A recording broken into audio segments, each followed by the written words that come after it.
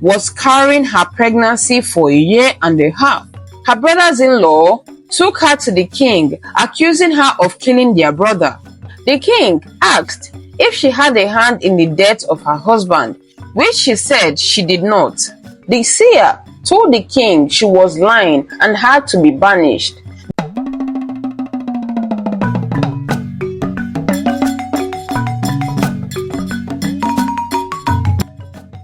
Once upon a time, in the beautiful community of Odu, there lived a group of people who coexisted peacefully amongst themselves.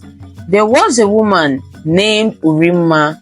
Urima was a very beautiful and charming lady, admired by many men in the village, and most wanted her as a bride. Urima was well brought up and loved by her parents and siblings. Her family was highly respectable, and her father held a title in the community. Urima met a young handsome man named Uzo, who had just started a business. They had a wonderful relationship, and Uzo loved Urima deeply as she helped him with great ideas for his business. Whenever Uzo needed help or was confused, he would seek Urima's advice, and he was certain it would work out. Not long after, Uzo and Urima got married and started their lives together. Shortly after Uzo got married to Urima, his business took a major turnaround. He built a big house in the village and renovated the old one for his elder brothers, and he amassed a vast amount of lands. The blessing was very glaring, and everyone was happy for them. Not long after, Urima became pregnant, and Uzo's joy knew no bounds. They celebrated and looked forward to their bundle of joy. One day, Uzo was all by himself thinking, and his wife asked what the matter was. He replied saying nothing, just that he had been having bad dreams for a while, and they had been keeping him up. She went close to her husband, holding his hands, and gave him some words of wisdom, saying that nothing would go wrong, that he should not worry, and urged him to have his dinner. The following week, Uzo was struck with a strange ailment, and his pregnant wife went to different medicine men, but nothing could be done to heal him, as this was a very strange sickness. She stayed by his side, and one day he spoke to his darling wife, saying, "I don't know how much longer I have here on earth." And he disclosed all the properties he acquired and where he kept all the documentation, asking her not to tell anyone and to keep it for his son. She replied saying, "I don't know why you're telling me all this. We don't know the sex of our baby yet. Please stay and fight. Be strong, okay? Tomorrow I'm going to Agwoike. I heard there is a very powerful medicine man in that community. He will definitely know what to do. Please, my husband." Uzo said, "My darling wife, you are the best thing that ever happened to me. All the success I acquired is due to your help, and I hope that one day we will meet in paradise, where we will live to part no more." At this, Urima started crying and saying, "You want to leave me now? Please don't talk like this, my husband. I am nothing without you. Please don't leave me." She slept beside him, tears flowing down her eyes, and she did not know when she fell asleep by his side. By the time she woke up, she noticed her husband's body was already cold, and he wasn't speaking when she called his name. She kept shaking him and calling his name, but got no response. She screamed, and a lot of people gathered at her compound to console her. The news spread, and Urima's mother rushed to be with her daughter, as Urima was very heavy with child, and she did not want her to be all by herself. People came for condolence visits and sympathized with her. In the days that followed, Urima was all by herself, like a shadow with her mouth dry and no words to say. Her mother had to practically force food down her throat for the sake of the baby she was carrying. She was distraught and heartbroken. Urima was in denial most of the time, still calling on her husband, hoping he would answer her, and she soaked her pillow each night, crying until her tears dried up. Her mother gave her words of wisdom, telling her she had to be very strong because what lay ahead of her was much. She had to be strong to overcome it. Urima started pulling herself together, and the plans for the burial rites of her husband had already begun, as her husband's brothers, Ike and Oke, were handling it. One day, Oke and Ike came to Urima to ask for money so they could bury their brother, giving her a ridiculous amount to provide, even if it meant selling a plot of his land, which they were sure she had the documents for.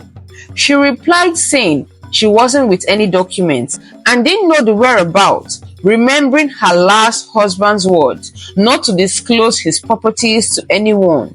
They asked her, "Our brother has lands we are sure of, so where are they?" Urima asked her brother-in-laws, "Please, are we talking about land or how to bury my husband?"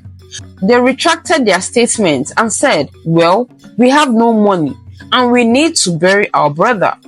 Urima said she would look for someone to borrow money from so they could bury her husband, but they had to work on a tight budget. She thanked them and begged to retire as she was so tired.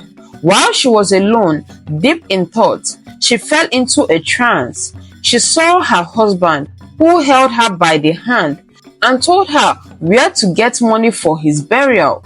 He told her to use just half of it and keep the rest as a secret to use it for herself and their baby on the way. He also told her that if his brothers asked where the money came from, she should say she borrowed it from her father, and she should be very strong as the days ahead would be very difficult. He reminded her not to let anyone know about the properties he left for their son and bade her goodbye. Immediately, she jumped up in fear, realizing she had just communicated with her husband and shed some tears. Urima got up and went to get the money where her husband said it would be, and she took half. She went to her brothers-in-law's house and gave them the money, saying that was all she could raise. They said the money was too small, and she asked how it could be small. This money is enough to handle a befitting burial and attend to more than 100 guests. They quieted her immediately, asking her what she knew about burials. They asked her for more, and she said this was all she could borrow from her father, that they could add to it.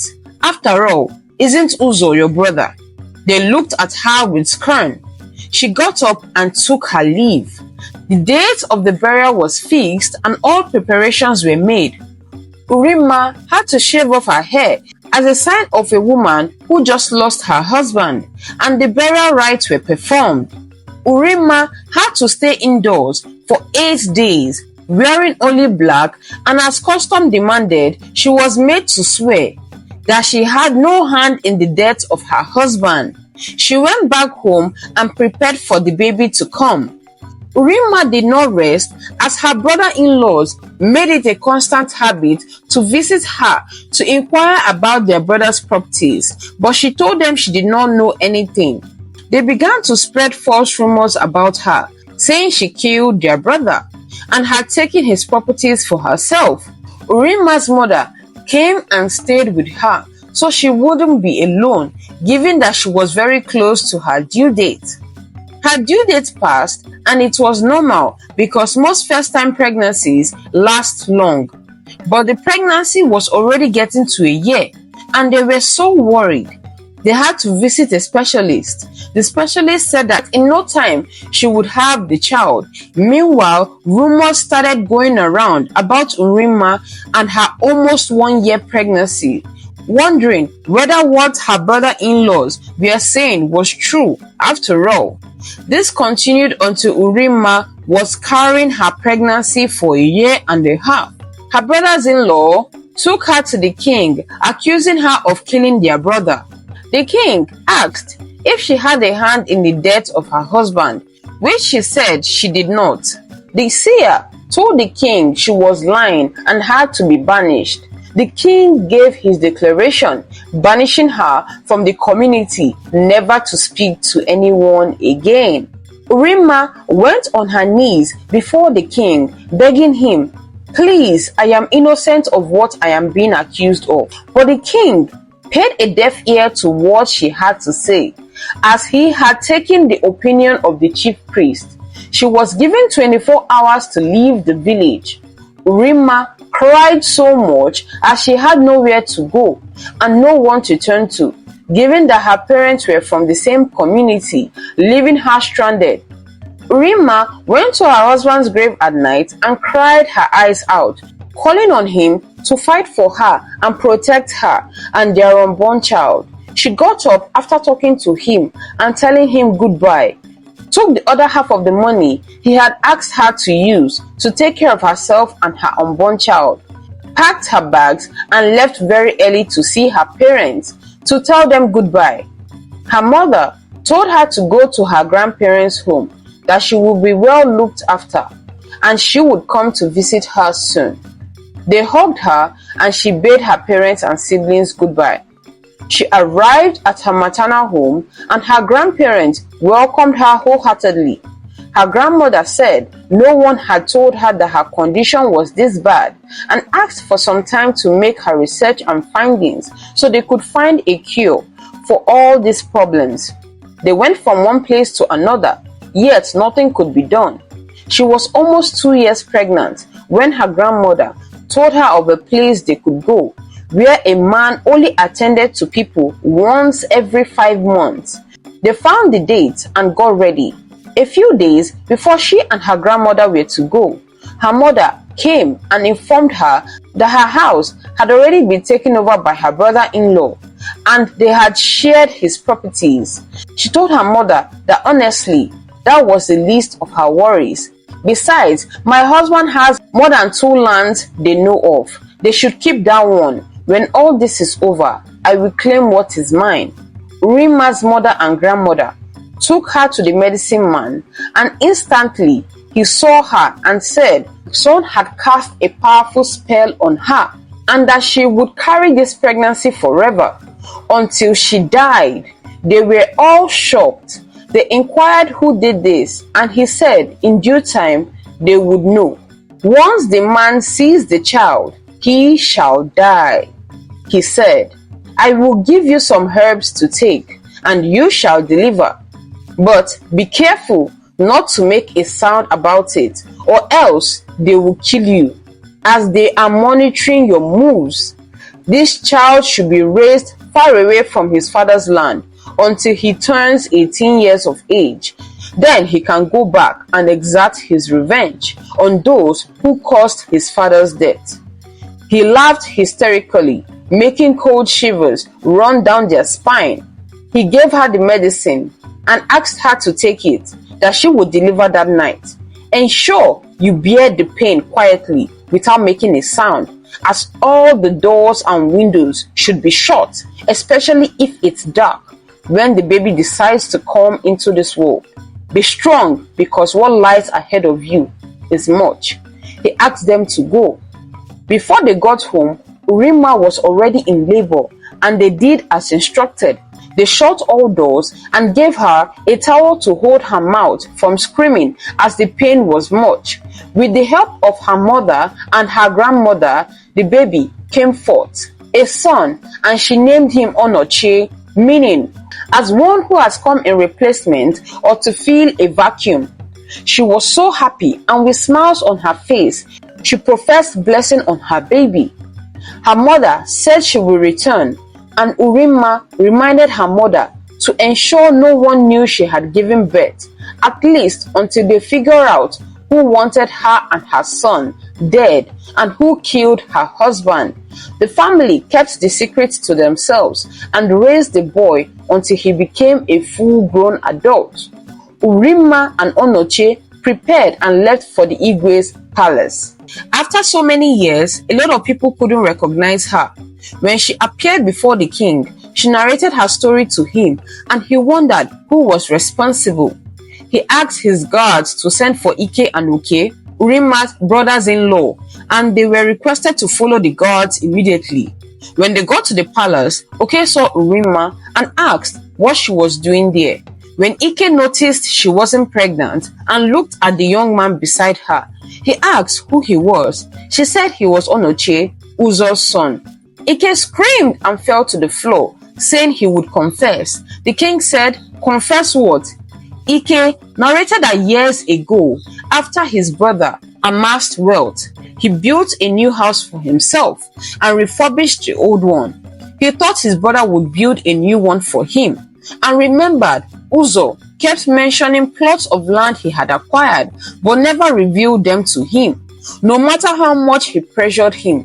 He knew his brother told his wife everything, and so he decided to kill him to make the wife tell him about all his properties so he could have them for himself.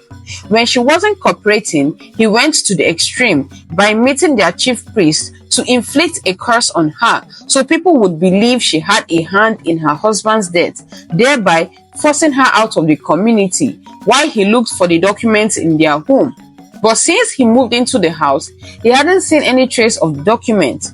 He promised the chief priest a plot of land if the plan worked, and the chief priest had been on his neck ever since. As he finished confessing, he saw the spirit of his late brother and yelled his name. After doing so, he fell and gave up the ghost. As they were still trying to comprehend what they had just heard, a young man rushed in, saying that their chief priest had been struck and died instantly. The king said they both got what they deserved and asked the guards to take their bodies and throw them into the evil forest. Oke was given punishment for his involvement in the evil plot of his brother, which he kept denying. He was banished to face what his brother's wife did when she was innocent of the accusation, and all properties they took were given to Onochie to manage. She found the document her husband had hidden and gave them to his son, telling him to go forth and make his father proud. They lived in peace and unity, and no one accused anyone wrongly without ever getting to the bottom of the truth. The end.